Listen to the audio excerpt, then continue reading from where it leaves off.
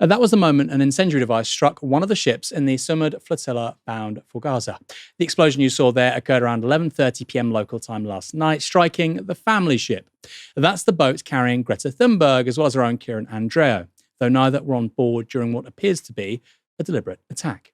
Now, we've come to that conclusion by forensically examining the footage of the attack, and our conclusion directly contradicts the Tunisian authorities, with Interior Ministry over there saying that claims of a drone strike, quote, have no basis in truth. That is the sovereign government of the country where this happened. The Coast Guard has also claimed the fire may have been caused by a cigarette being thrown into a pile of life jackets. We can say here at Novara Media with utter confidence that was not the case. This footage shot from a nearby boat shows the moment a flaming object hits the boat in question, causing an explosion. Seen from this angle, shot from aboard the family boat, the explosion is more moderate, giving rise to a fire. So you can see that the officials in Tunisia aren't quite right. If we slow down and brighten the original footage, you can clearly see three important things. First, the incendiary object drops directly down from a height above the boat. Second, it ignites mid-air. And third, you can see what appears to be accelerant already ablaze flowing away from the object in its wake. Our theory here at Novara Media is that the incendiary object was dropped from a drone and that it was ignited remotely mid-air while carrying its own accelerant supply. On impact, that accelerant spread, causing the blaze. Essentially, a sophisticated Molotov cocktail rigged with an ignition switch.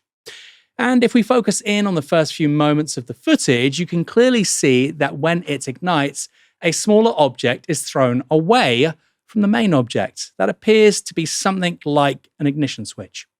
The damage on board the ship also appears consistent with an accelerant-fueled fire rather than with a more traditional drone strike using a missile or other projectile. This is the aftermath of the explosion. As you can see, there is charring and burn marks on the deck and hull, but no breach of the material. There is also smoke damage to the exteriors of cabins. That might have been a stroke of luck, with the incendiary device appearing to have landed in or near a pile of the ship's life jackets. Those are flame-resistant objects, remember, that may have helped to stop the fire spreading further. If the aim of the attack was to prevent the ship from sailing any further or to injure its passengers and crew, it failed. Novara Media understands there has been no structural damage to the ship. If the aim, however, was to have some kind of effect on morale, it may have succeeded, with some passengers clearly panicked by the explosion. Yusuf Omar, who was aboard the ship at the time, live-streamed his reaction. Our vessel is on fire. We have been hit by what appears to be a drone. We are on the flotilla off the coast of Tunis. We just got hit. The vessel is on fire. Our vessel is on fire.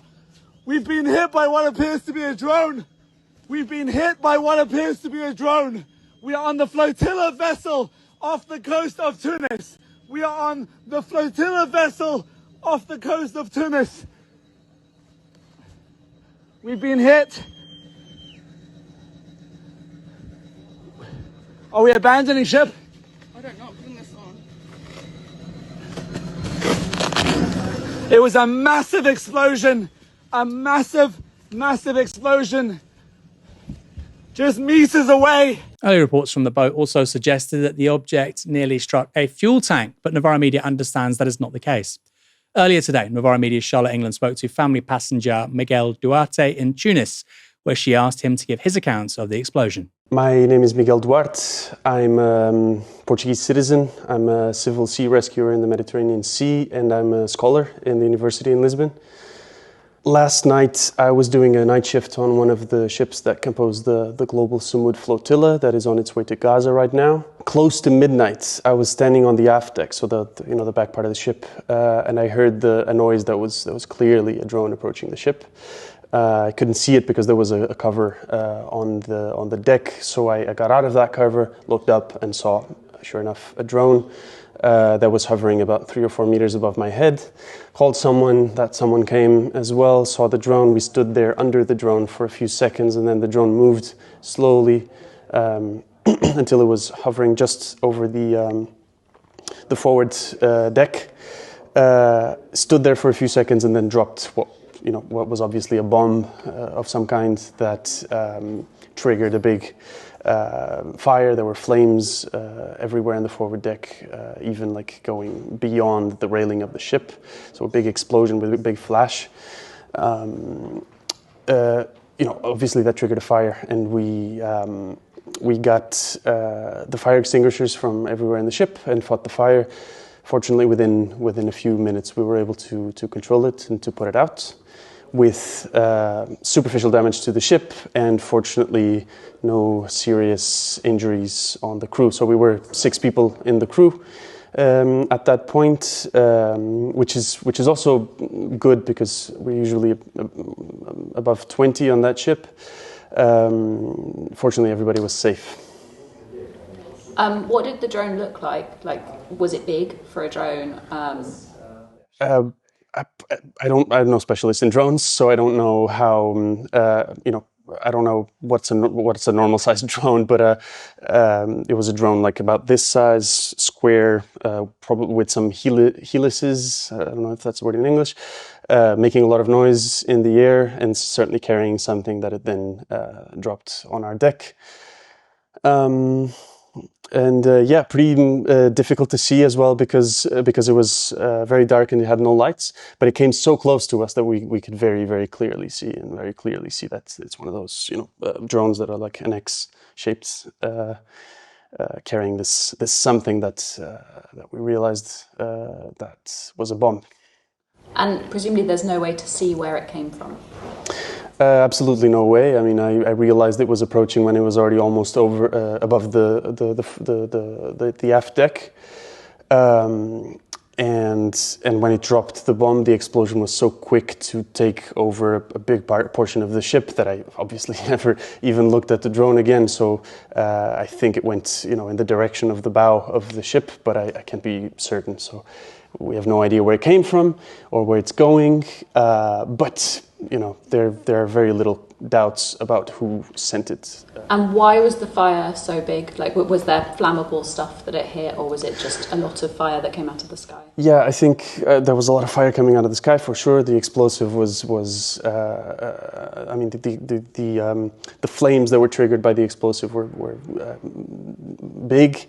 However, it landed on a pile of life jackets, and those life jackets are made of plastic and styrofoam, and also that is quite flammable. So all of this smoke coming out of burnt plastic kind of took over the ship, and I think that increased the danger of the fumes and also the flames. So at some point, a big part of the ship was not accessible because of that. And what happened in the kind of 1 or 2 hours afterwards? Then almost immediately after we put out the fire, we had the police and the Coast Guard. The police and the Coast Guard coming over and taking. They inspected the ship, inspected the burning, the site of the burning. Eventually, the organizers of the Global Sumud Flotilla also joined us, and we decided to replace the crew that was there. The crew that fought the fire went to land, and it was replaced by some people who went there to take over the shifts. How much did the Coast Guard investigate and ask questions? That is not, I can't really say because they asked us what had happened. We answered to the best of our knowledge. They inspected the floor, but then we left, and the Coast Guard and the police were still there. The authorities were still there, and they were about to start to conduct their more detailed search or investigation there. So I don't know the results yet. But they've come back and said that they think a cigarette started it. Do you have any thoughts on that? Well, there's absolutely zero doubt in my mind that what triggered this explosion was a drone carrying some sort of explosive that was dropped on the forward part of the deck. I'm 100% sure of this. Maybe we would be in a difficult situation if it would be only my word, but there's video evidence, right? One of the ships had a camera pointed to the ship where I was. And although it was night, you can clearly see a bomb being dropped out of somewhere in the sky and hitting the deck. And as far as you're aware, will family still be sailing and will you still be on board? Yeah, most likely. I mean, I can't say for sure yet. We have to inspect the ship, but as far as I could see, the damage was only superficial, and so the plan is to stick with the mission. We didn't sail. We didn't start sailing because we thought it was safe. We did it because it was needed, and it's this. If this changes anything, it only shows us that it's more needed than we thought. That was Sumud Flotilla passenger Miguel Duarte. I should say he refers repeatedly to the family boat, the family ship, and there have been a few questions in the chat. Is that a boat that had families on it? No, that's the name of the vessel which was hit, which Kieran Andro is on, which Greta Thunberg is on, and that's the question that was posed there. Will the family boat, the family vessel, be able to continue? Quite extraordinary, isn't it? The Tunisian Coast Guard saying it was a cigarette. I don't think they're just making that up on the fly. I'm sure you'd have these kinds of conversations between different parts of the Tunisian state apparatus. Okay, when this ship docks in Tunisia, if something happens, what do we do? There was the recent experience in Malta, right? What do we do? And I suspect the modus operandi is lie, bullshit. Let's just get them out of our waters as quickly as possible, please. We do not want a diplomatic incident involving the Israelis, because as we saw with our first story, you don't want to get on the wrong side of what is effectively a gangster state, which has the blessing of the world's only military superpower, the United States. Quite clearly, this was not started by cigarettes. But while the immediate danger may have been low, fear is not unwarranted. In May this year, the Conscience, a ship traveling to Gaza organised by the Gaza Freedom Flotilla, was, as I mentioned a moment ago, struck by a drone in international waters off the Maltese coast, leaving the ship ablaze. That strike caused significant damage to the ship, breaching the hull and putting it at risk of sinking.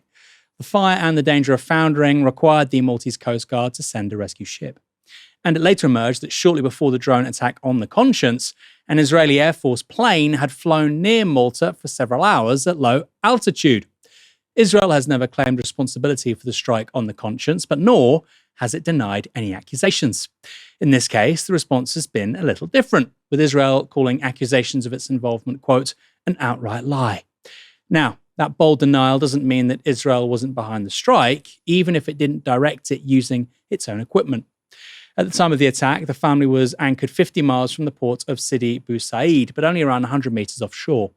That means a local drone operator could easily have flown such a device over the family vessel, either from the shore or from a ship moored nearby. That would be before dropping the incendiary device. The Mossad, Israel's intelligence agency, is known to operate networks of informants, spies, and operatives in foreign states. In June, following a wave of Israeli missile strikes on Iran, Israel released footage of what it said were Mossad-backed local agents assembling and launching missiles inside the country. And a Mossad operation last year in Lebanon that resulted in exploding pages, injuring at least 3,500 people and killing around 42, involved a network of operatives in Hungary. So this kind of attack being conducted by a local working for Israel isn't out of the question. I'm now very happy to say I'm joined from Tunis by our much-missed colleague, Kieran Andro. Kieran, how are you? Well, it's great to see a very familiar face, Aaron. Great to see you. And I'm fine. I miss all of the Novara family, but I'm absolutely fine. How big a shock was last night to you? Because, of course, ultimately, the vessel is fine. Nobody was harmed. But there is also that background context of what happened in Maltese waters not that long ago. Initially, what were sentiments among people on the boat, and how quickly did you collectively realize this wasn't necessarily an existential threat to the mission? Well, I was in a nearby hotel near the port. And as soon as we found out, actually, it was kind of by chance, just checking phones before going to sleep and seeing, you showed some of Yusuf's, my colleague Yusuf Omar's footage there. He was live streaming. And we chanced upon that footage and quickly jumped up and got a taxi down to the port.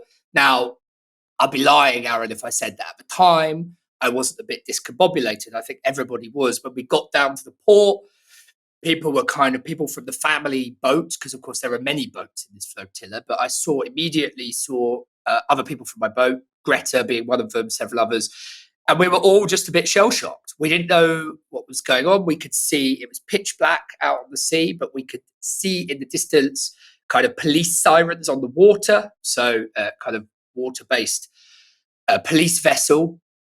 And we were hearing rumours swirling around. We knew that everybody on board was safe because we're in a signal group, and they had communicated with us that nobody was injured, and certainly that there were no fatalities, and that the fire was out. Nonetheless, there was still a lot of, kind of chaotic hearsay going on, and people sort of wandering around, working out how to best make themselves useful. And, that started to settle down. And then locals, so, this area, this part of Tunis by the port is very, very pro-Palestine. I mean, like most of Tunisia is, but it's been a kind of focal point for organising for Palestine and Palestine demonstrations and so on. Locals started to pour into the port front and mix with participants in the flotilla, and that's when it kind of went from being a bit chaotic to almost unmanageably chaotic. This went on for a couple of hours. The people on the boat, like Miguel, who you just heard from, came back on a dinghy and, held a brief press conference, and then that was that. That's a potted history of what was a very, very incredible story. I mean, we posted all of that onto our Instagram account overnight, and I think it's probably the busiest our Instagram accounts have been over 24 hours. I think 2 posts between them have like 130,000 likes on Instagram. And I'm really happy to say that you're helping us relay this story to the wider world in a way that legacy media isn't, Kieran. I've got some questions and comments for you. If you don't mind me asking you these, Kieran, none of them are unsavory. Don't worry, or too personal. I trust you. Yeah, let's be relatively quick. So we've got 4, and maybe you might find some more interesting than others. This is from Mr. Lee Kicker. Kieran, what measures are you taking to keep yourself safe? Lee, kiss. Thanks, Lee. First of all, there's the kind of the organising committee, which, there are some teething problems in organising such a large logistical civilian operation. And, everybody says, and it's worth repeating, this is a civilian operation because institutions have failed. Nonetheless, despite those teething problems, there have been some things that have been done very thoroughly. And one of them was the initial safety seminars that we did in Barcelona. And I think the key thing that we have had drilled into us and been trained for, Lee, is that this is a non-violent humanitarian mission. We might harbour whatever feelings we harbour toward the IDF, but the sort of scenes that we saw on the Mavi Mara in 2010, with people throwing sandwiches and water and things like that at the IDF, are just they have no place on this mission, because, of course, the Mavi Mara, which was, just for context, Flotilla in 2010, was intercepted by the IDF. It resulted in 10 deaths. So we've had it kind of inculcated into us, and we've been trained, I think, very thoroughly to that effect, that this is a non-violent humanitarian mission, and that, there are certain protocols that we should follow. If we get intercepted, obviously we're going there to deliver they're going there to deliver the aid. But if the boat is intercepted, there are very specific safety protocols that everybody must follow in order to best guarantee de-escalation, if you like. We've got from Shiny Warm. What does the experience so far say about popular support for Palestine in the UK compared with that in other countries? I suppose that applies to the countries you've been in, so obviously Spain and now Tunisia, but you're also with a big crew of other people from a range of countries. So where do you think support for Palestine in the UK fits relative to other places? I think that for all of the million faults in the UK, and most of them in this particular area lie with institutions, with the police, with the government. I mean, we could talk about that all day, and indeed we have. But actually, at a civil society level, despite the impending reform government and all of that horrible mise en scène, I actually think that the British public has been more actively and more in a more organised way pro-Palestine than most European counterparts. And actually, that was the view in Barcelona. So a lot of the people joining the flotilla in Barcelona were saying to me regularly how envious they were of the organizing structures for Palestine demonstrations and civil disobedience and so on in the UK. Now, we could speculate as to the kind of the lineage of that. Was it the big anti-war movements mobilized in the early 2000s? Is it something to do with demographics? It's probably a bit of both, right? But basically, I think to answer the question more directly, I think actually the UK figures very well at a civil society level. Of course, in the Arab world, you'll find more widespread consciousness about Palestine and more kind of anti-Israel sentiment across the board. But if you're comparing Britain to other European countries, you just have to look at the numbers that the UK's demonstrations get out to see that there's a big skew between where the government is and where the public is. We have two more for you, Kieran. Oh no, we've got one more. This is from Dalian Haynes. Not a question, but can you tell Kieran we're all super proud of him and the crew, and we're all wishing for his safe return. We certainly think that here at Novara Media, Kieran. But you are doing something pretty incredible. I mean, if you guys do get to dock and to get that aid into Gaza, it's going to be a really historic moment. So everything crossed for you to get there safely and, of course, return safely. Any final words for our audience tonight?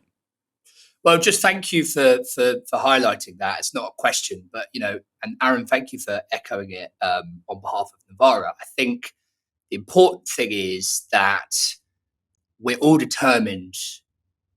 I'm covering it as a journalist, but look, you all know that I'm Palestinian. You all know how I feel about this. And so I think I can say we in this context. We are all determined to open a humanitarian corridor into Gaza. And I will just say this, all of the kind things that people have said, not just to me, but to other people on the family ship and all the other ships, you can't begin to imagine how much it buoys people, no pun intended, how much it helps people through what is otherwise, a fairly exceptional set of circumstances for people who lead generally quite privileged lives. So thank you very much.